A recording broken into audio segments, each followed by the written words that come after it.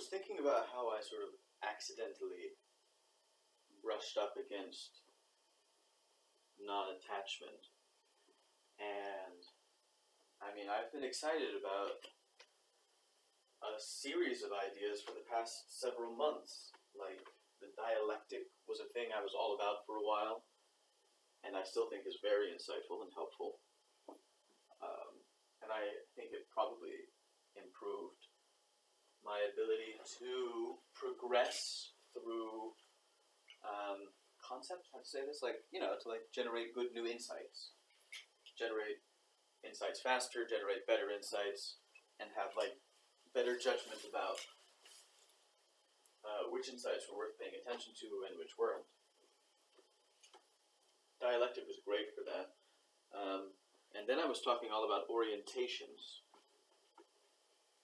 And that was very important. That was great. I was very excited about that. And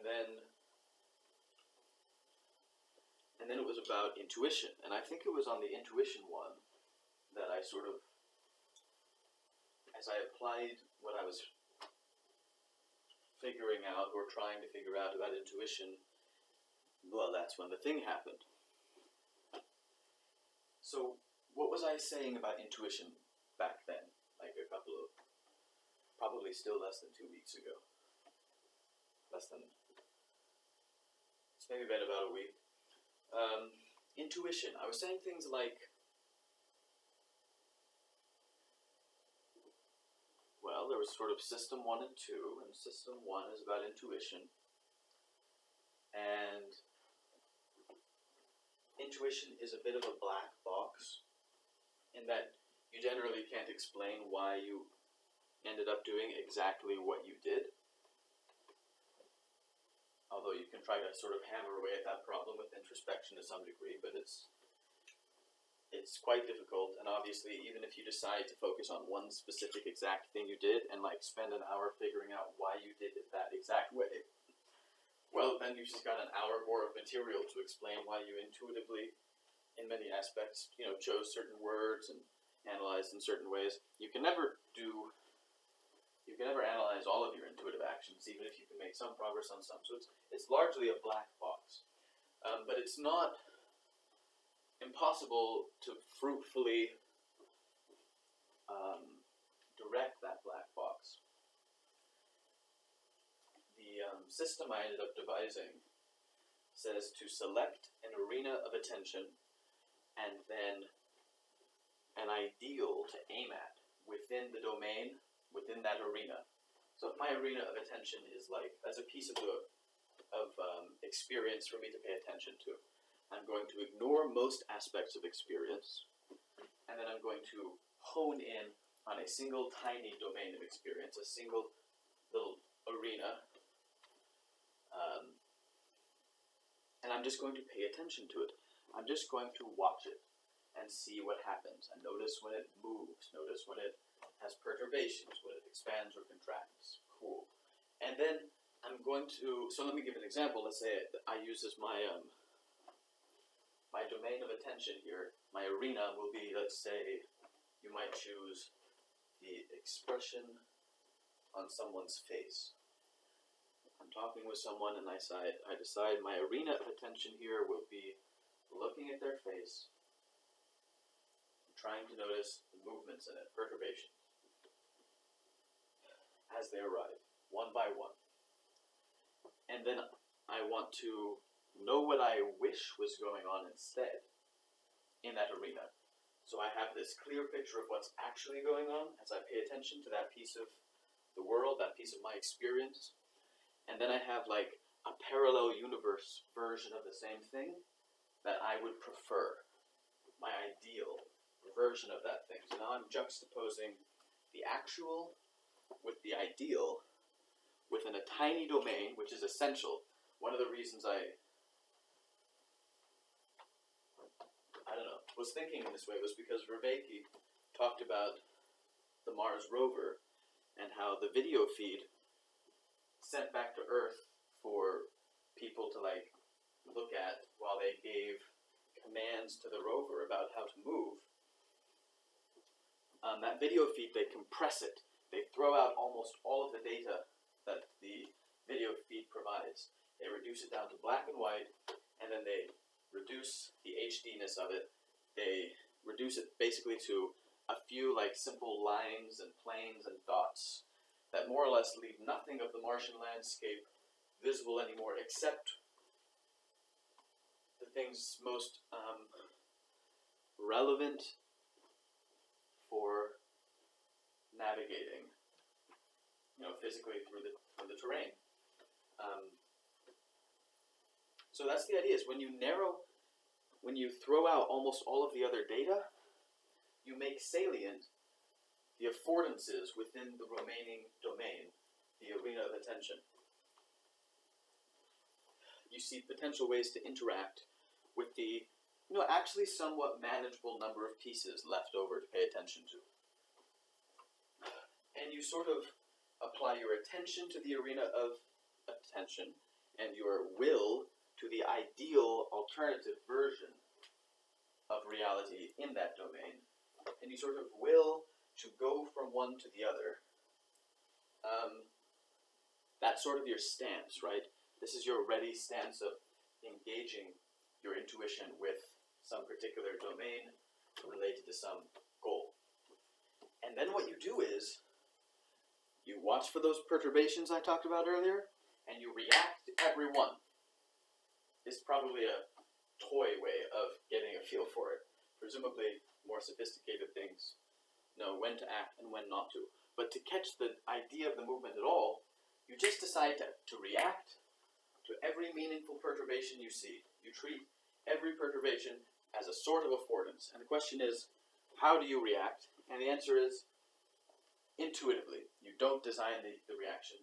The perturbations are coming too fast for you to possibly design appropriate responses to them all. If I'm attuned, to say a face, the face is going to be giving facial expressions so often that I can't make plans about how to respond to each facial expression. So instead, I just watch, and every time the thing moves, I move. How? Well, the way my intuition feels like is right. Right in what sense? Well, I've provided it with an ideal. And it sort of feels into that ideal. And if I just choose to act within the context of that chosen domain of attention and that chosen ideal, it turns out that the intuitive actions just sort of come out, aimed roughly in the right direction. Of course, piecemeal, but still. And I establish a connection with the domain of attention because as it moves, I move. That's just a literal connection, a literal correspondence, a synchronization of, moves or perturbations or something. When people talk about, make a connection or whatever, it's all very ethereal. It's like, no, this is very specific. I'm just literally referring to moving when they move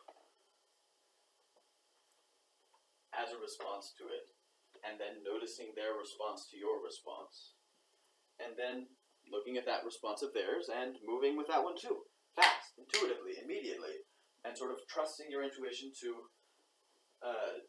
come up with an appropriate response sufficiently so that we move toward the ideal.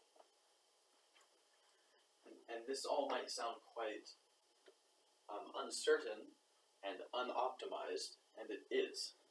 And the point is, look, if you bring to bear your more like analytical system 2, and you want to try to optimize, great. But you're going to have to shrink the domain even more. Because you can't think about every facial expression and come up with a better answer by thinking of it. No.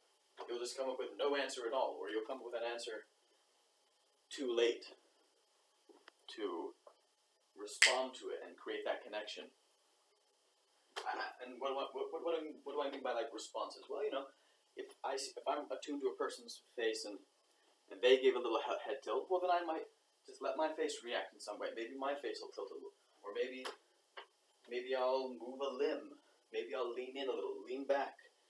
All of this is sort of felt out in the moment, and you're not optimized. You're not finding the one best possible response. You're just looking for any reasonably coherent response that you can give on that kind of fast time scale, which will not sort of reach the center in one fell swoop, but which will progressively develop this connection.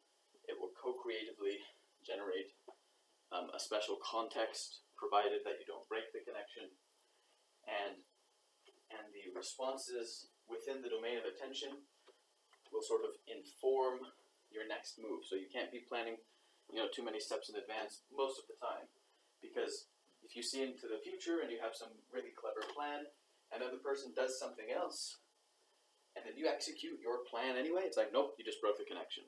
You just used a plan suited to like the context of a few seconds ago, and not to the context of now.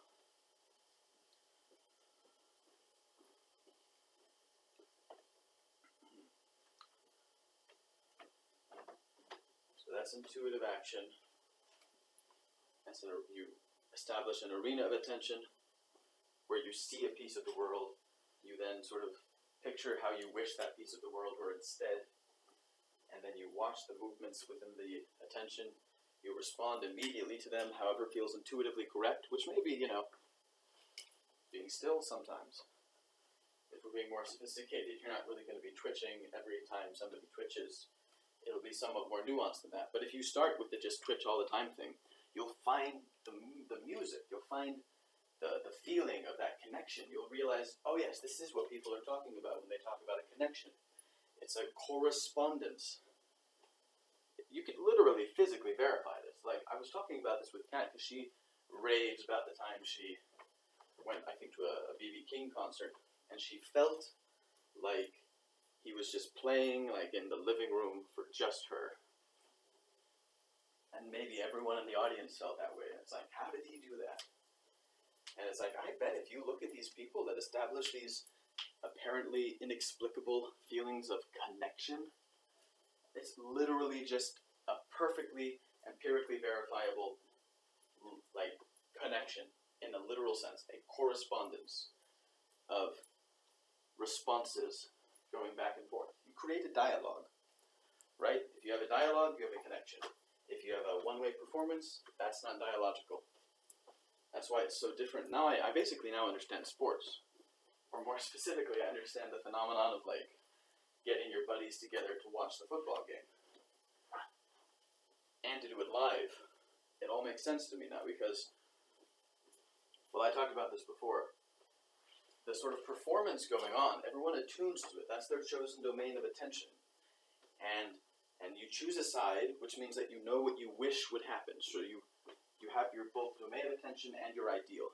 And then you watch the actual thing happening. You watch the movements, the meaningful movements within it. And then you react to each meaningful move. And that means sometimes you feel bad, and sometimes you feel good about what's going on. And the thing is, you predictably feel this at the same time, in the same way, roughly speaking, as you're like buddies watching on the couch with you. And you also all know that you are sharing this experience live as a sort of dialogue with other people across the world and in the stadium. I haven't watched that much. Well, I'm trying to think here. I was about to say, I wonder what kind of,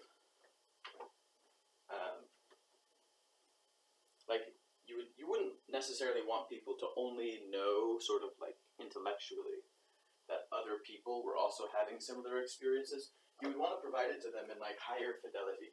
You would want to show the reactions of the crowd. And I don't mean to show the crowd in general. I mean show the reactions of the crowd. Show the reactions and how they correspond to your own reactions. And so you end up in this sort of, the performance ends up synchronizing everybody participating in it. And you can then, express your approval, disapproval of what's going on, synchronize with others, feeling like you're part of the same thing. And then you can imagine, I guess, probably there's some aspect of imagining that your response you're sort of projecting a dialogue. You're a little bit like, you want the thing so bad that you imagine that maybe your response might somehow feed into the way that the chosen arena of attention behaves, the way that, in this case, let's say, your football team will start playing better depending on how you cheer or boo. And who knows, there might even be some real aspect to that. Although I suspect it would mostly be minor. This reminds me of that scene in The Office where Pam makes fun of Jim for being superstitious about never washing socks, and everyone who's a fan of some team, lots of them, they don't wash their socks, and they wear this special pair of socks while they watch. And she's like, you think this is magically having some effect on the way the players play?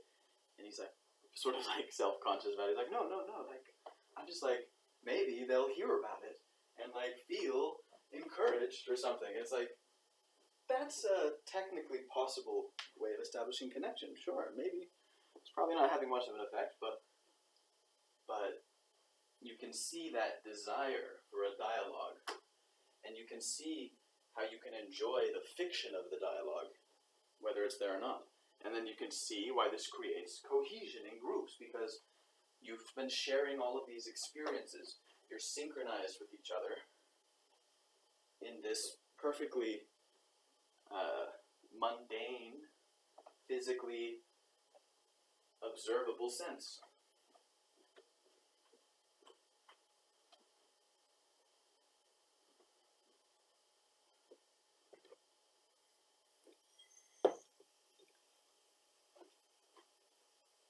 So Vervaeke talked about the Mars rover. You throw out all the data, you tune to the perturbations, you react immediately, which necessitates reacting intuitively because it's too fast for your slow analytical system to have any coherent reaction, mostly. However, and here's part of it. This is what happens when you the dialogue. Yeah, this is so part of it. It's that pacing and leading of the audience or the crowd. You have to establish the connection in a way they can't perceive. There's a movie called Look Who's Back, sort of about Hitler, kind of. At one point he gives a speech, and he comes out to give the speech, and he just stands there for like 30 seconds silent, not stock still, looking at people.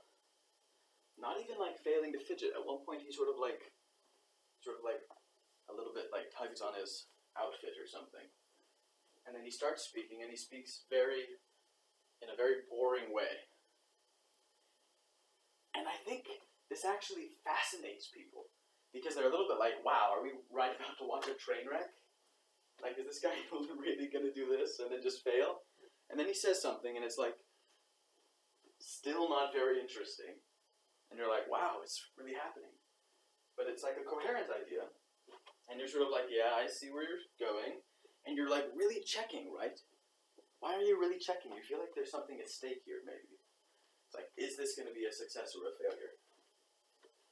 So you're really checking what the person is saying, in this case, the Hitler speech. And what then happens is the Hitler character very slowly crescendos, right? He says something, he's boring, he wasn't even talking, now he's sort of talking, but it's sort of slow, and then he says something a little bit good, and people, well, in the movie they laugh. And I'm not quite sure why it seems significant for me to mention this, that there's sort of this important stage where they go from like fascinatedly wondering if they're about to watch a boring sort of a train wreck.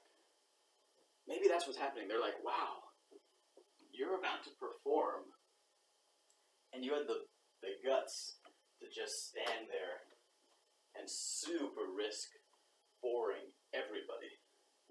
And then even when you started, you didn't make up for it.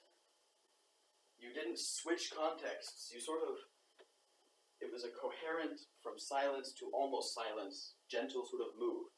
And then when sort of the first punchline hits, and it is literally a punchline, because Hitler's doing jokes, sort of,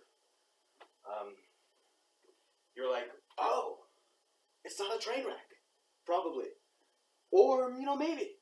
Maybe that was the best part of the show. Or maybe it's just the beginning.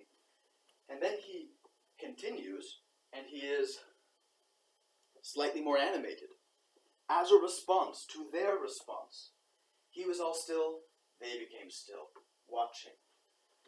He says a little thing, they keep watching, scrutinizing.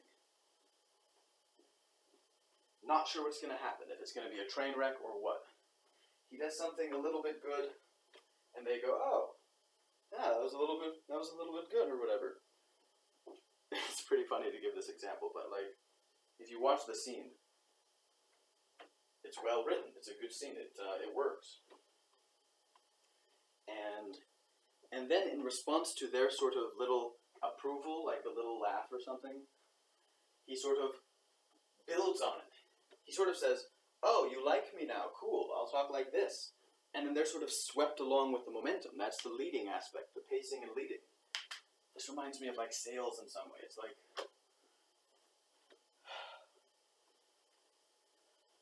it's a little bit like being oh, do you like red or blue better?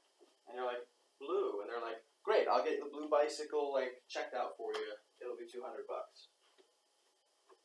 You're a little bit like, I gave a response in a dialogue, and then you sort of took my response as it was, but then you added to it. You took it as more than it was. However, it was something, which puts me in a slightly difficult position because most people, I think, would have trouble articulating what was going on. They'd be like, how do I say this? They'd feel swept along with the momentum, just like in the speech in the movie. So what's going on? It's what you could say is something like, to be clear, I was answering your question about which colors I prefer, and I was not expressing a desire to actually buy the blue bicycle. That's the truth. Most people aren't going to take up on that in the moment. They're not even going to realize that they should maybe think about doing that. And even if they thought something was off, it wouldn't occur to them that that was the solution of a kind. Obviously, there's lots of possible answers. And even if they did try it, at least the style that I gave, that sort of very analytic, precise thing, they wouldn't be good at it. Plus, they don't have time to think. Most people, when you sort of surprise them with this sort of slight misunderstanding, they're a little bit confused, they're disoriented, they don't know what to do, and so they just sort of go along with it. They sort of freeze a little. But then they know that the other person doesn't know they're freezing, or so they imagine. And so what they think the other person has heard is consent and agreement. And then they think that the context of the other person's life, the world that the other person thinks they're living in, is the world where the customer wants to buy the blue bicycle. It's a simple misunderstanding. They actually think they live in the world where that was you saying that you wanted to buy the blue bicycle. And then it's awkward to say, hey, you've got the wrong idea. Especially because maybe you want to buy a bicycle. It's kind of the whole point you came there. Imagine being like, whoa, that's not what I meant. And they're like, wait, I thought you wanted to buy a bicycle. And you're like, yes. And they're like, and you prefer blue. And they're like, yeah. And they're like, so probably the blue bicycle. And you're like, you see what I'm saying? That's what I was thinking. Am I crazy here? And you're like, no, that makes sense. And they're like, great. Well, it's going to be $200. I'll check you out. You can see how you can sort of get railroaded into this kind of a thing. And I think it's a similar dynamic occurring. And the other aspect of this is that I'll ignore that for now. Anyway, so now compare this to the speech in the movie. They have a little bit of a laugh, and then I don't know, imagine that's worth $100 to him. This is obviously a toy thing. But then he treats it like it was $150. And they're like, wait, we give you a little laugh. We didn't mean a little laugh plus 50%. But he's like, oh, I misunderstood. I thought you loved me now.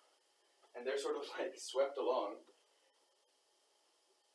in one sense. In this sense, of course, they could just stop watching him. They could like break the connection, but they kind of want to see where it goes, maybe.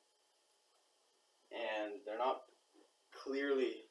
It's not like they're clearly seeing what's going on, and then just deciding to go with it, despite the somewhat artificial and like manipulative nature of it. No, it's just like, what are you gonna do? Boo? You're like, wait. I gave you a little laugh. You took it too far, and I'm gonna boo a little to balance it out. No. See, that's the thing about crowds. The synchronization in crowds means you can only choose to participate using actions which almost everyone might be aware of. If you think you might be the only one, or even like only 10% of the crowd feels this way, you don't say anything, because you're not going to be synchronized. There's no Schelling point. There's no Nash equilibrium. Or whatever, that might be stretching too far. So instead, you just watch. You just keep watching. You're like, whoa, something happened, and you feel something. That's sort of a response of a kind. So then he sort of crescendos. He builds on his first little success, and they sort of let him, and then he sort of hits a nice point again, and they cheer again or whatever. And then he like really ramps it up. And as I understand, this is something like historically accurate. Yeah, I think I read about Hitler's styles a little bit in Rise and Fall of the Third Reich. I only read the beginning. Well, anyway. Yeah, it says that he kind of really did do this. The famous scenes we've all seen of him, like, looking like a maniac. Well, yeah, explain that. Is him at his crescendos, out of context. And we're like, how was this such a persuasive speech? And it's like, no, like, you haven't seen the context. He, like, led them there. They participated in creating that moment of extraordinary crescendo. He started out slow, and he responded. There was a dialogue between the crowd and him. And I wonder if, I'm pretty sure in that era they gave speeches over the radio sometimes. I believe Churchill was famous for this. I wonder if it occurred to them to broadcast with a live audience so that people could hear the reaction, to assist them in synchronizing their responses to increase the feeling of connection and communion. Communion, as our souls touch the same point at the same time, and there's common knowledge of that touch. That's communion. When you're really synchronized, and it's a special and powerful feeling, which obviously you can hijack to negative ends. It's power for good or evil. So I guess what I'm sort of trying to get at here is, you can sort of see how this intuition tool functioned. Maybe for me, I was sort of practicing this. I was choosing different domains of attention as I went about my life, and mostly while interacting with people. And I established this, and I'm pretty sure this is what the I-thou relationship that Vervaeke and others is talking about. The first time I heard I-thou versus I-it, I was like, you want to explain that? Because you didn't mention an explanation. You're just going to take for granted that everyone in the room knows about this? Like, I know a fair amount of things, and I'm pretty sure I-thou is not part of the common cultural vocabulary. And then the second time I saw it, I was just like, well, let me think about this for a second. And it was so obvious. It was like, oh, like I relate to the thing as if it's a person versus relating to it as if it's an object. And that I-thou relationship is therefore emphasizing this dialogical element. Connection, communion, sure. Synchronization of experience. Co-created, extremely niche contexts that no one else knows about, but which everyone involved in them felt so deeply. It sets them apart from the rest, you know? Or so the feeling goes, I guess.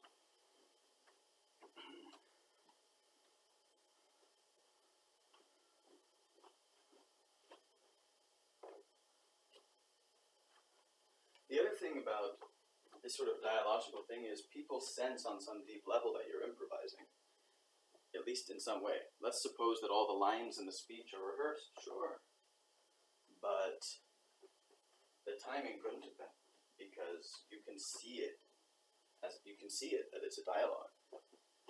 He didn't like wait 5 seconds and then start speaking in the middle of the applause. No, he like let the applause speak and then responded in context of that applause. He allowed that applause to be part of it.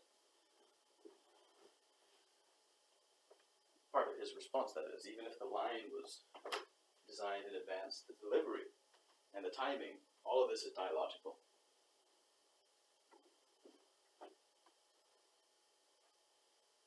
And, you know, that scene in the movie is a great example of this.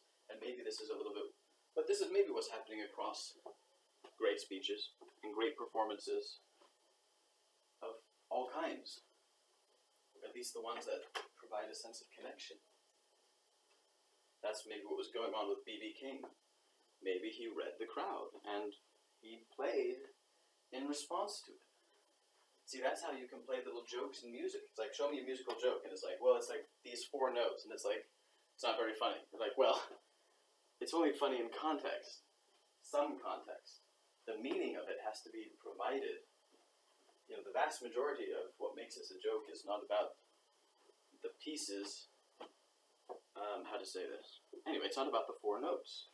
But you could imagine if a guitarist was performing for a crowd, and they like were riffing around and improvising, it's all cool, and they like do a thing, and like the crowd goes like, whoa, or whatever, and then you could like play it again, and they could be like, nice, and you could like sort of do a bigger crescendo version. They could like, yeah, and you can sort of like signal that you're heading to this big crescendo, and they could be like, yeah, and then you go like, wah, wah, wah, wah, and it's a joke. It's like, oh, I thought we were doing like a big crescendo, dialogically created moment of like incredible spiritual communion with the music, and instead what we're sharing is this like moment of humor.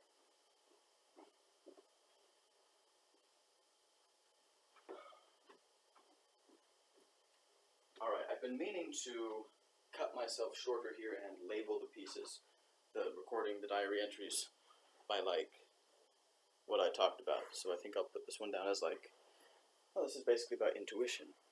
It's about my technique. It's about dialogue. It's about communion. It's connection explained. It's what is a connection, what is intuition. Maybe I'll put it down like something like that.